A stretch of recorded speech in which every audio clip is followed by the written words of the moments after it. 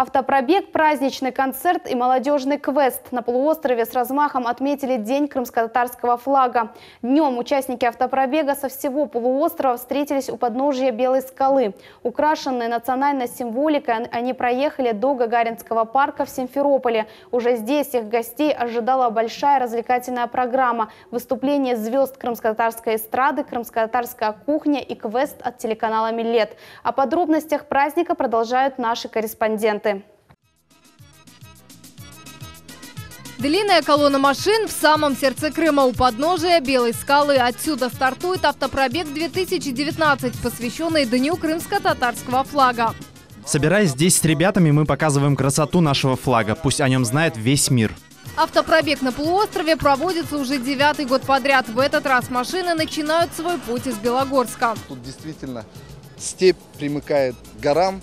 И вот мы, как крымские татары, ялубойские, степные, вот здесь вот в едином порыве собрались здесь. И отсюда мы будем, как в свое время наши предки, выдвигаться на столицу Крыма. Ветер раздувает голубые полотна с золотой тамгой под хайтарму, которая звучит из каждой машины.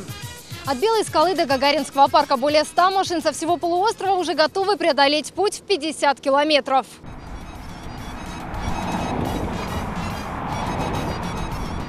И вот мы уже встречаем крымско-татарских активистов столицы и считаем последние минуты до начала праздничного концерта.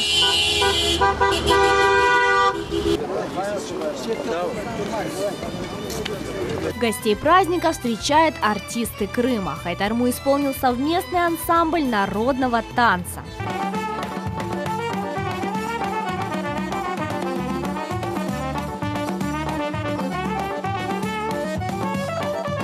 С каждым годом День крымско-татарского флага масштабнее. Празднование проходит не только в столице, но и по всей республике. Нас научили наши отцы и деды, что праздники должны приносить счастье и радость всему народу, каждому человеку. Мы должны праздновать эти дни вместе в единстве. И мы, конечно же, ставим себе большие амбициозные задачи на то, что в следующем году это будет еще более масштабнее, еще более шире по всей республике.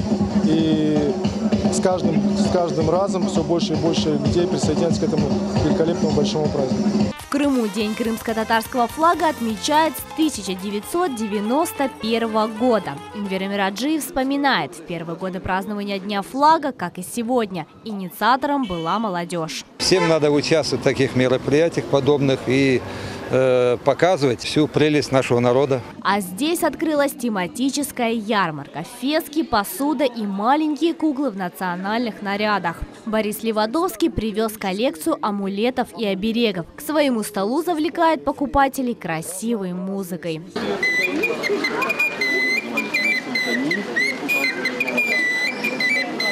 Это натуральный арабский персидский лад, который характерен для среднеазиатского региона, Ближнего Востока.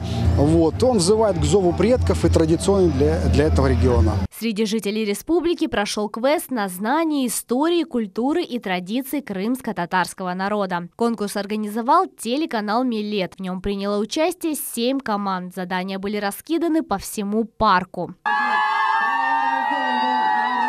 Конечно, мы хотели победить, у нас было стремление к этому, но это было все равно неожиданно. У нас море эмоций. А сложности, в принципе, то, что мы побегали, это и была наша сложность. Победители праздничного квеста проведут уикенд в Ялте, посетят дельфинарий и поужинают в этническом ресторане. Фатиме Седайметова, Севиля Миметова, Виталий Голубев, Дмитрий Низовой, телеканал «Милет».